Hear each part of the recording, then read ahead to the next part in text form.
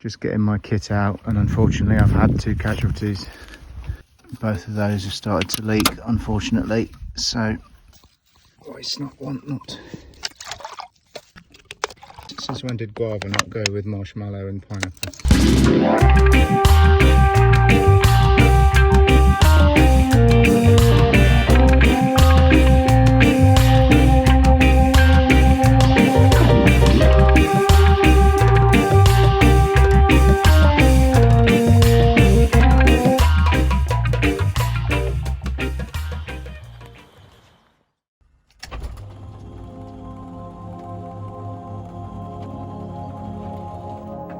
I set off on a pretty cold and foggy morning, and for a change I was headed east, and a bit north too, I suppose. I wasn't quite sure what to expect.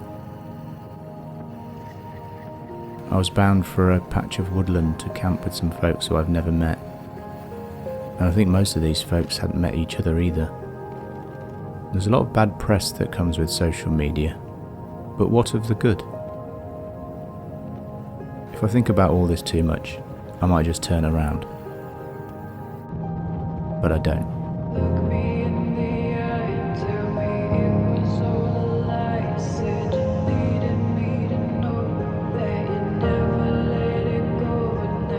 I do believe that you might not know what you'd be missing if you'd never tried something, and the notion of being told that you can't do something that you've never tried, well, that's just an absurd thing to feel upset about.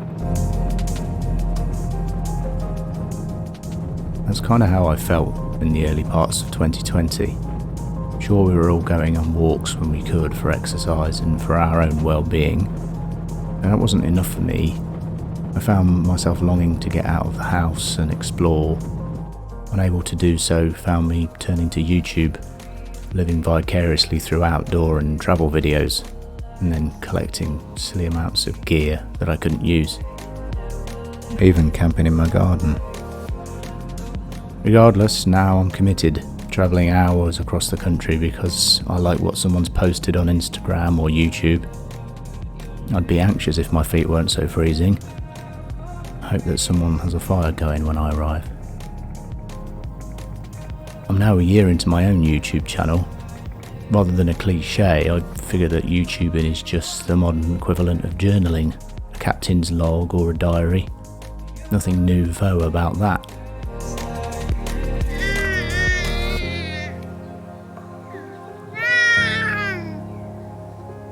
And maybe little different to the photo albums that generations before have collected from their high days and holidays, except that we're now sharing those albums with the whole world, rather than letting them gather dust in a cupboard. Filming and editing can be a limiting factor to some, but for those who dare to share their own exploits with any level of camera skill, the rewards can be many.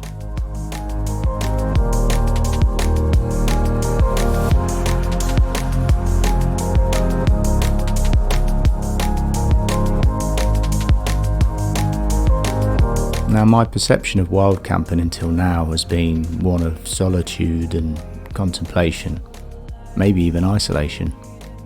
And there's a time for that. But there's also a time for putting yourself out there in the real world, not just online. For meeting people who have learned to make an arrowhead from flint, who might complement your homemade sloe gin, or people who go out into the woods to keep the black dog out of their head. Or maybe learning a bit about carving a spoon from a section of branch that you might otherwise have burned to warm your feet. I met some van life dudes, police dudes, squaddy dudes, firefighting dudes, tree surgeon dudes, retired dudes, even 2 Australian dudes, and a few dudettes, even a dude who talks to trees after a few.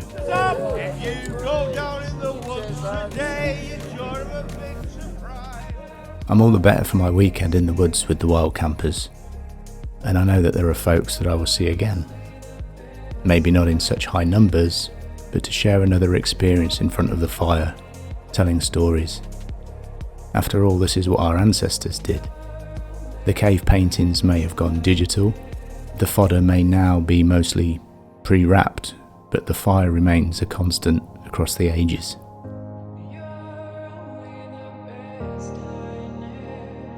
Leave only footprints, take only images, mentally or otherwise.